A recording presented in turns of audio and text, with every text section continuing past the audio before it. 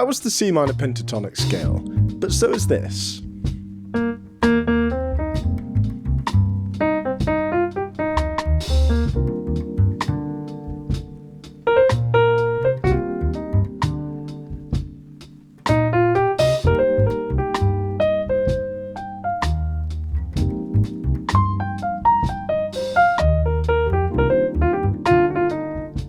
That was using the exact same 5 notes. The difference was that one just sounded like a scale, and one sounded more like a melodic solo.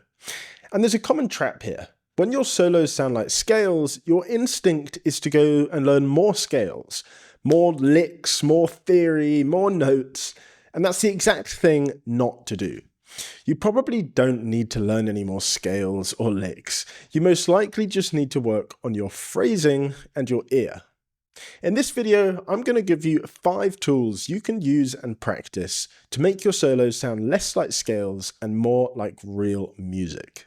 To get the most out of today's video, make sure you download the free workbook and backing track to go along with it, so you can follow along and practice the material properly. You can download it now using the link in the video description, and it's completely free. Number 1 is sing before you play. Now, although I do this a lot when I'm practicing, I'm not a singer, and this is going to be highly embarrassing to post out into the world. But it's such a powerful tool, and it's worth me embarrassing myself in order to show you. The idea is simple. Sing an improvised line, and immediately try to play the exact same thing on the piano. Here's an example. Da, da, do, da. Do, do, do, do, da, do, do.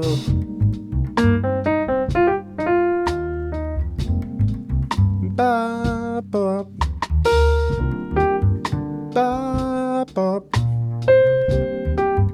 Ba, ba, ba, ba, ba, ba.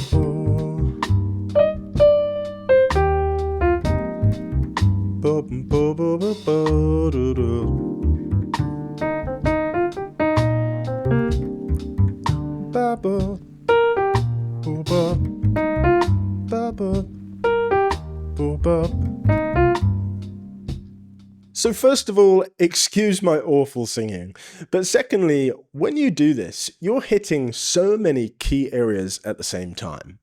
You're developing your ears, you're learning to play what you can hear rather than just pressing random buttons on the piano, and it instantly breaks it away from sounding like a scale while forcing you to play better phrasing. I cannot stress how important it is to practice doing that, even if you can't sing like me. The second tool for you to try out kind of follows on from that. It's the idea of keeping things as simple as possible. Good music doesn't necessarily come from flashy lines or crazy technique. It comes from simple stuff played well. And that is a huge takeaway from this video. Here's an example. So even just 1 or 2 notes.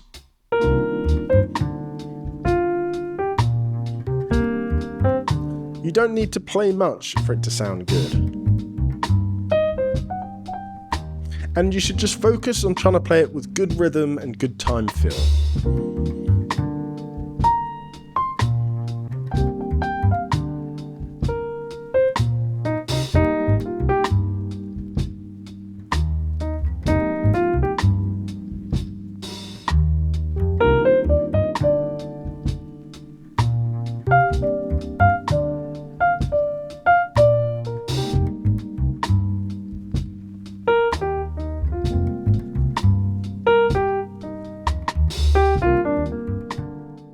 So that's the second thing for you to try out. Keep it simple. Number 3 is leave lots of space. A lot of these things overlap, and by using one of these tools, you're going to naturally end up doing some of the others, but I think it's still good to highlight each individual aspect. So leaving lots of space, this is really about phrasing, and making it sound more like a conversation rather than an endless string of notes. The fewer notes you play, the more effect each one has. Think of that guy you know that just never stops talking. You end up kind of zoning out and not really paying much attention. Compare him to the guy that doesn't say much and chooses his words carefully. when he does decide to say something, you usually end up listening and paying much more attention. I love that analogy because it's exactly the same for when you're improvising. An endless, never-ending string of notes, it just gets so boring.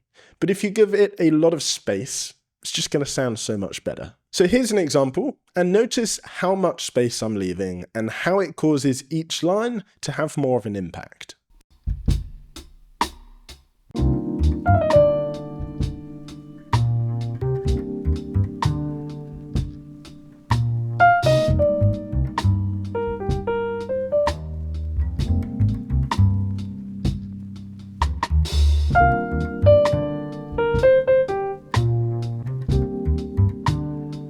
Just let it breathe.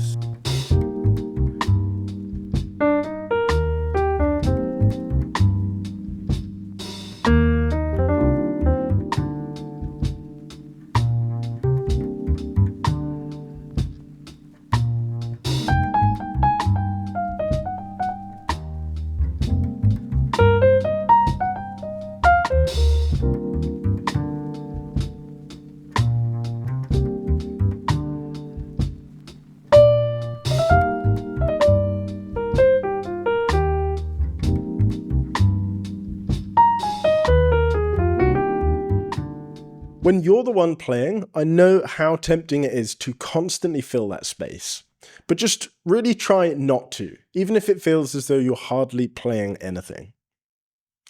The fourth tool for you to try out to break away from your solos sounding like scales is to repeat ideas.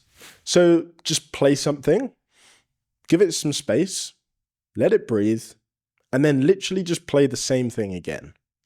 It's an incredibly simple idea, but it's amazing how good it sounds. Once you've played it the first time, it kind of gets into your ears, and then when you play it again, it sounds really strong, really cohesive, and it's really easy to do. Here's an example. So play something like that, let it breathe, give it some space, and then play it again. And it sounds really strong.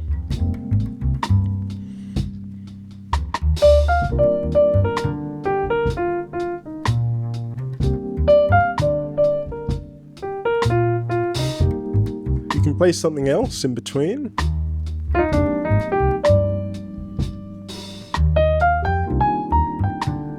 And then play a line ready to repeat.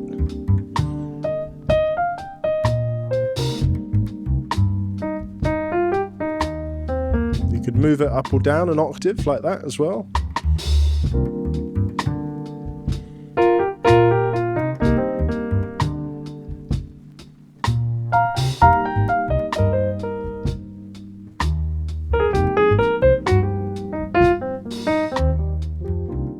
I love that trick. It gives so much strength to your melodies, and it also prepares you for the fifth and final tool I want to give you today, which is to develop motifs.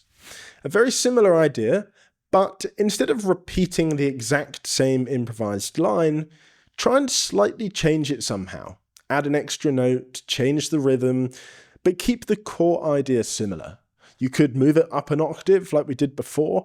You could play the same shape, but just in a different hand position, like in a different key. You could harmonize it. The options of how you could do this are endless, but the basic idea is to develop a motif. Keep the core idea the same, but add some variety. Here's some examples.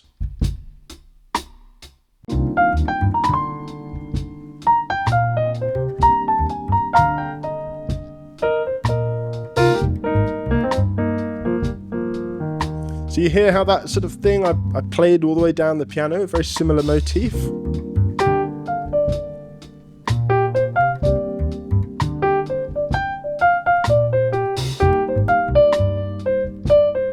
And again, I've sort of got this shape I'm playing with. And I'm adding notes, changing the rhythm, developing the motif.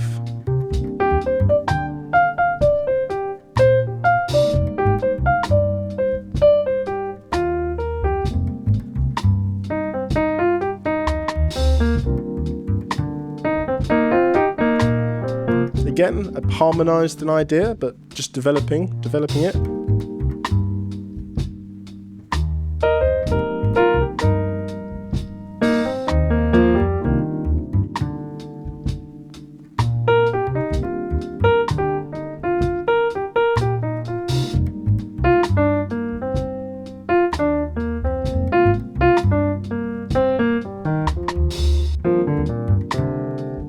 again, same shape, moving it around over different chords. Hopefully you could hear certain ideas in there being expanded on and developed. Another fantastic tool for improvising more creatively. So there you have 5 tools that are going to break you away from your improvisation just sounding like scales. They all kind of overlap each other, and by really focusing on doing one of them, you'll probably naturally end up doing some of the others as well.